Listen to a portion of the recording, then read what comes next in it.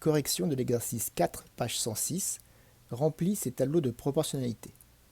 Alors ici, on va utiliser la première méthode du cours, la méthode du retour à l'unité. Il y a d'autres méthodes qui existent, mais on va utiliser uniquement la technique du retour à l'unité et du coefficient de proportionnalité. Premier tableau, il faut chercher la colonne qui est déjà remplie entièrement. Donc la colonne avec 8 et 24 est remplie. On cherche par combien il faut multiplier 8 pour obtenir 24. C'est donc 24 divisé par 8. Ça donne 3. Donc on vient donc de trouver le coefficient de proportionnalité, c'est 3. Et évidemment, pour 1, on aura 1 fois 3, 3. Donc la colonne ici permet d'utiliser le retour à l'unité. Maintenant que j'ai la colonne avec 1, je peux facilement faire les autres colonnes. La colonne d'à côté 12, c'est 12 fois plus grand, donc ça va être 12 fois 3, ou 3 fois 12, 36. Pour 75, c'est le contraire. On va donc diviser par 3, puisqu'ici, on a un nombre 3 fois plus petit, c'est-à-dire 25. Et 25 fois 3, 75. Deuxième tableau. Les nombres sont un petit peu plus grands, donc on va utiliser la calculatrice. Encore une fois, on cherche la colonne qui contient les deux nombres. On passe donc de 361 à 1444.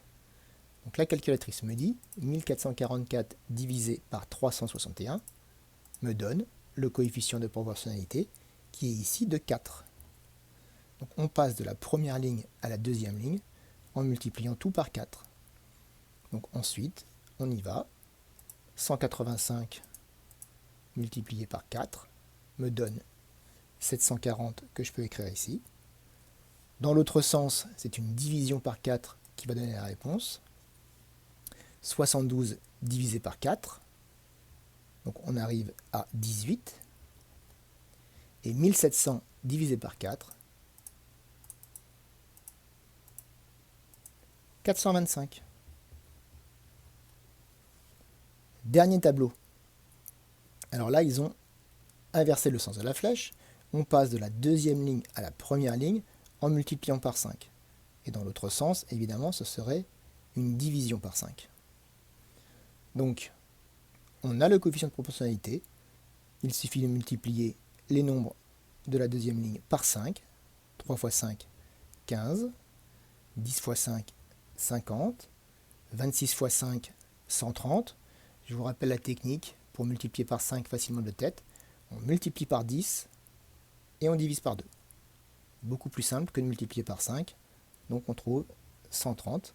Et dernier calcul, 60 divisé par 5. Encore une fois, la technique ici fonctionne. On divise par 10 et on multiplie par 2. 12. On a donc rempli les tableaux de proportionnalité en utilisant principalement la technique du coefficient de proportionnalité.